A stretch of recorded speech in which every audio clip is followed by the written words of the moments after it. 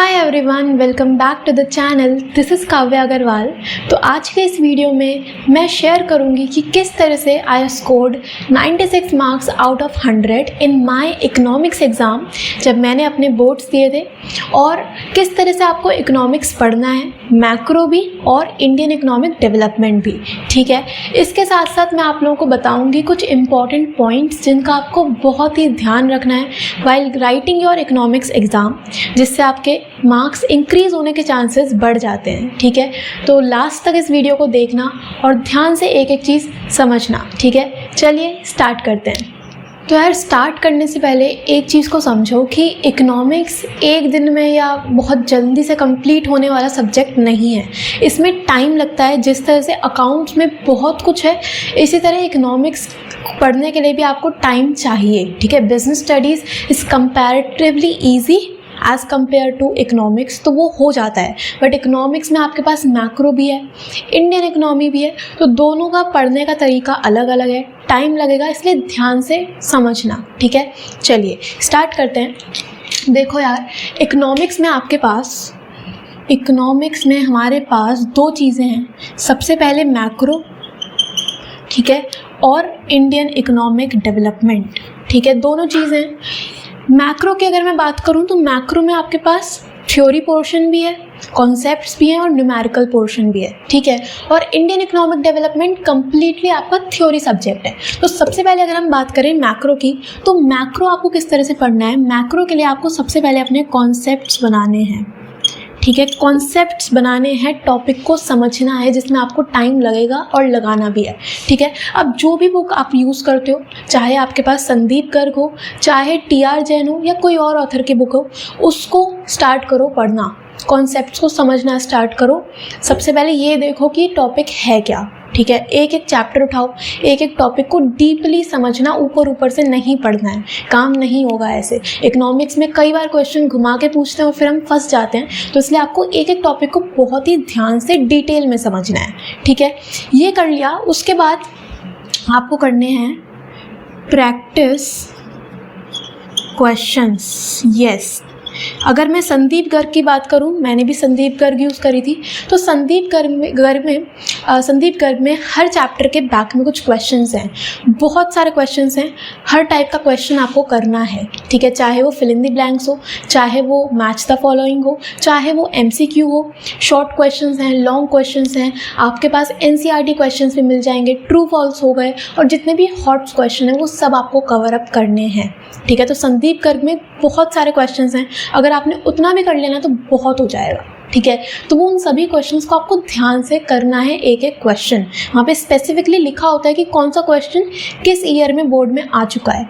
ठीक है, तो सबसे पहले कॉन्सेप्ट्स बनाने हैं, फिर प्रैक्टिस करना है क्वेश्चंस, सारे क्वेश्चंस, चाहे कोई भी टाइप का क्यों ना हो। ठीक है, वहाँ पे आपको आंसर्स भी मिलते हैं, तो आपको पता चल जाएगा कि यार किस क्वेश्चन में हमें किस तरह से आंसर लिखने हैं, कितना लिखना है। ठीक है, तो वो सब आपको वहाँ से आइडिया लग जाएगा। ठीक है, तो सबसे पहले कॉन्सेप्ट्स बनाने हैं, उसके बाद क्वेश्चंस प्रैक्टिस करने हैं, जो कि बहुत इंपॉर्टेंट है। ठीक है, तो ये बहुत इंपॉर्टेंट चीज़ है, इसको ध्यान से करना। ठीक, उसके बाद आपको क्या करना है, उसके बाद करने हैं PYQs। ठीक है, इतना तो हमने कर लिया। फिर देखो कुछ प्रीवियस ईयर क्वेश्चंस या फिर सैम्पल पेपर क्वेश्चंस। ठीक है, प्रीवियस ईयर क्वेश्चंस के लिए आप कोई भी बुक प्रेफर कर सकते हो, या फिर आप गूगल से भी क्वेश्चंस देख सकते हो। ठीक है, ये करना है। देन हमें क्या करना है, एक और इम्पॉर्टेंट चीज़ कि प्रैक्टिस न्यूमेरिकल्स।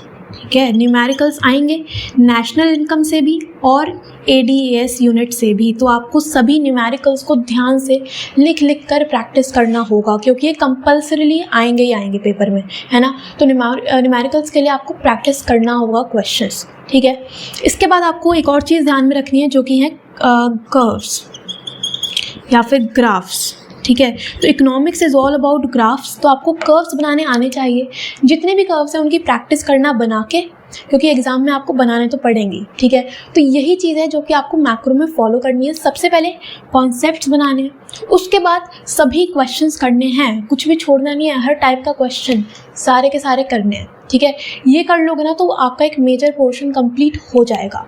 ठीक है, इसके बाद PYQs करने हैं, न्यूमेरिकल्स प्रैक्टिस करने हैं और हमें कर्व्स की प्रैक्टिस करनी है, ठीक है। यही अप्रोच होता है जो कि आपको मैक्रो में फॉलो करना है, ठीक है। और मैंने भी इसी तरह से किया था।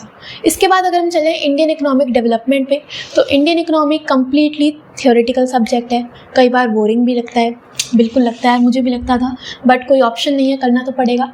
तो इसमें आपको क्या करना पड़ेगा, इसमें हमें करनी पड़ेगी रीडिंग, ठीक है। इसमें अगेन मेरे पास संदीप गर्ग थी, तो रीडिंग करो, ठीक है, चैप्टर रीड करो क्या क्या है उसमें, आप देखो, थोड़ी सी हेडिंग्स को याद करना शुरू करो, कुछ इंपॉर्टेंट डेट्स याद करो, ठीक है, जो कि आपसे कोई एग्ज़ाम में पूछ ली जाएंगी, ठीक है।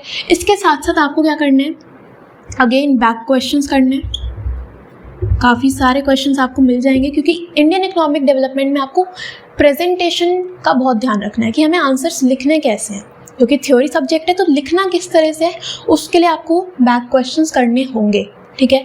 इसके साथ साथ आपको केस बेस्ड क्वेश्चन की प्रैक्टिस करनी है, केस बेस्ड क्वेश्चन हो गए या फिर असर्शन रीजन क्वेश्चंस हो गए, ठीक है, असर्शन रीजन क्वेश्चंस, ठीक है। इसके साथ साथ हमारे पास जो डेटा वाले क्वेश्चंस होते हैं, डेटा वाले क्वेश्चंस, ये काफ़ी इंपॉर्टेंट है, जो कि आते हैं इंडियन इकोनॉमिक डेवलपमेंट में से, ठीक है। डेटा आपको याद ही नहीं करना, बट क्वेश्चन में डेटा ऑलरेडी गिवन होता है, हमें उसे इंटरप्रेट करना है, उसे एनालाइज करके लिखना होता है, ठीक है। तो उसके लिए आपको प्रैक्टिस करने होंगे डेटा वाले क्वेश्चंस, ठीक है।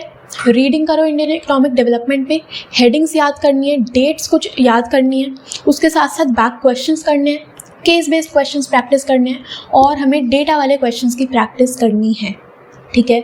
ये अप्रोच है हमारा इंडियन इकोनॉमिक डेवलपमेंट के लिए, ठीक है। तो मैक्रो का मैंने आपको बताया और इंडियन इकोनॉमिक डेवलपमेंट का भी मैंने आप लोगों को बता दिया, ठीक है।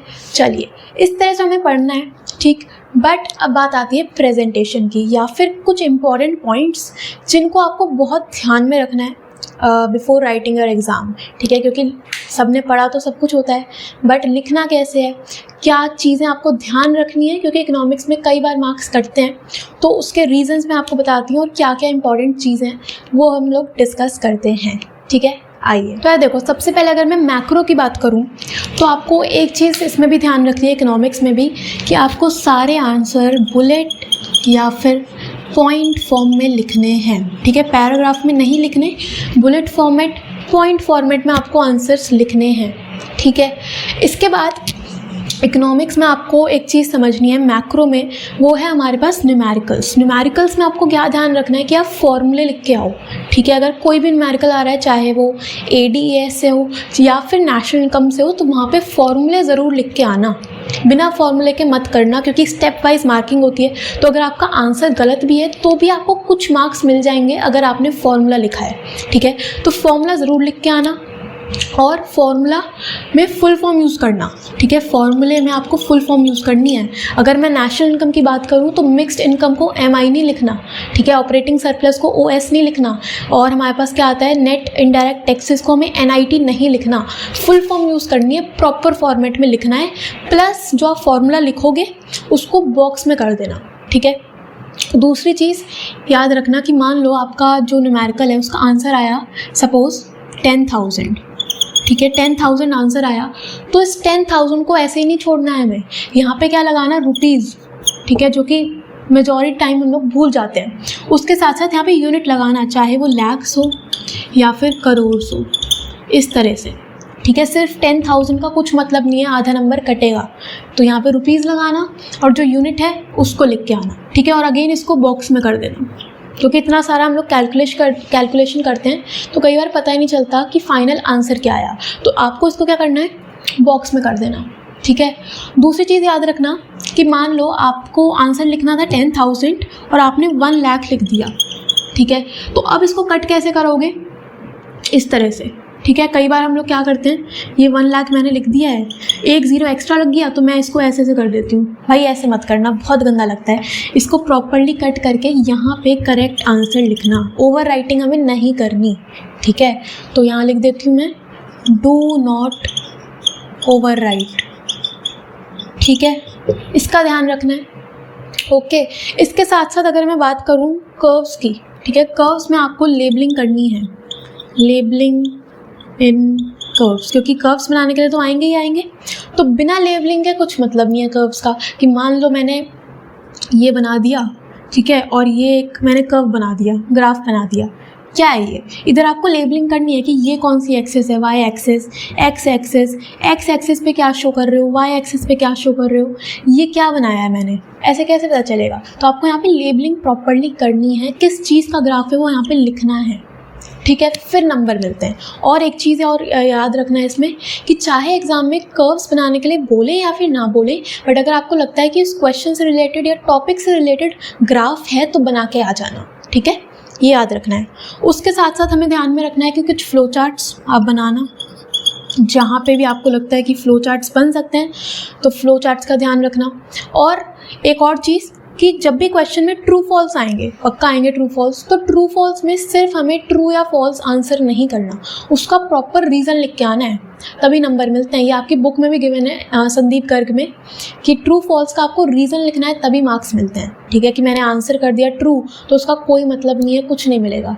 रीज़न देना कि ट्रू है तो क्यों, फॉल्स है तो क्यों, तो विद रीज़न होना चाहिए, ठीक है। और दूसरी चीज़ अजम्पशंस, अगर मान लो आपके पास क्वेश्चन आया कि आपको 6 मार्क्स में ADAS अप्रोच को एक्सप्लेन करना है, ठीक है, तो इसमें कई बार हम सोच रहे होते हैं यार 6 नंबर में ADAS में क्या क्या चीज़ें लिखें, तो भाई कुछ सोचना नहीं है, आपको 6 नंबर में सब कुछ लिखना है ADAS अप्रोच से रिलेटेड, ठीक है। सबसे पहले AD क्या है, AS क्या है, क्या क्या कंपोनेंट्स हैं, उसके बाद प्रॉपर टेबल बनेगी, ग्राफ बनेगा, ठीक है, उसका एक्सप्लेनेशन आपको देना होगा, और अजम्पशंस वेरी इंपॉर्टेंट, ठीक है। तो अजम्पशंस को मत भूलना, अजम्पशंस अगेन इंपॉर्टेंट है।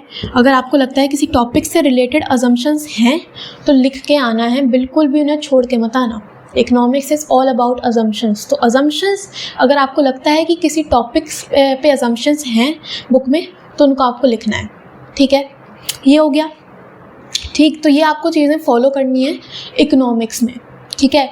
एक और चीज़ याद रखना है इसमें कि मान लो आपके पास जो MCQ बेस्ड क्वेश्चन है, तो मान लो आपके पास क्वेश्चन 2 का आप आंसर लिख रहे हो, आंसर 2, और आंसर 2 है, क्वेश्चन नंबर 2 का आंसर है B, और उसमें आपको दिया हुआ है स्टॉक, ठीक है। तो आपको लिखना कैसे है, आंसर 2 और B, अगर आपने ऐसे लिख दिया नंबर मिल जाएंगे, बट आप यहाँ पे पूरा लिख के आना स्टॉक, ठीक है, जो ऑप्शन है वो भी, और ऑप्शन के अंदर क्या दिया हुआ है वो भी लिख के आना, ठीक है। अगर आप सिर्फ B लिख दोगे तो भी आपको मार्क्स मिलेंगे, नंबर कटेंगे नहीं, बट कई बार हम लोग गलत ऑप्शन लिख देते हैं तो उसकी वजह से हो सकता है आपके मार्क्स कट जाएं, ठीक है।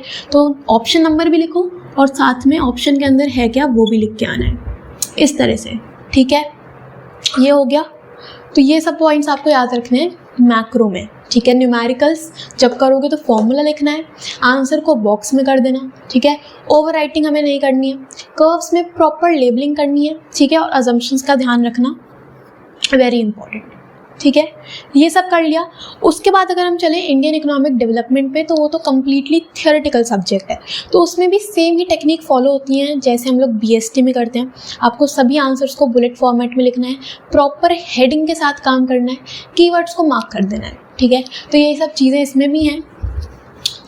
IED में आपको क्या करना है, आंसर किस में होंगे, बुलेट फॉर्मेट में, ठीक है, बुलेट फॉर्म में आंसर होंगे, हेडिंग्स आपको देनी होंगी, ठीक है, कीवर्ड्स को मार्क करना।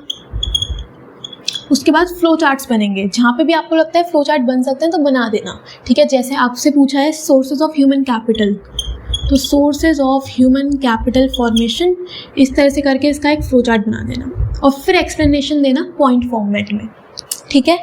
ये आपको इस तरह से ध्यान रखना है इंडियन इकोनॉमिक डेवलपमेंट में।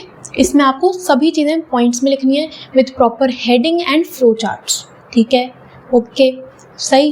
तो यही सब पॉइंट्स हैं जो आपको ध्यान रखने हैं जब आप इकोनॉमिक्स का एग्ज़ाम दोगे, और इन सब पॉइंट्स का ध्यान रखना यार, नंबर नहीं तो कट जाते हैं। ये छोटी छोटी चीज़ों के मार्क्स कटते हैं कि आपने यहाँ पे रुपीज़ नहीं लगाया या करोड्स नहीं लिखा, लैक्स नहीं लिखा, तो उसके मार्क्स कट जाते हैं, ठीक है। तो प्रॉपर फॉर्मूला देना, लेबलिंग होनी चाहिए आपके कर्व्स में, ठीक है, इस तरह से करना है, ओके। तो इन सब चीज़ों पे ध्यान दो और इनको ध्यान में रख के फिर एग्ज़ाम लिखना, ठीक है।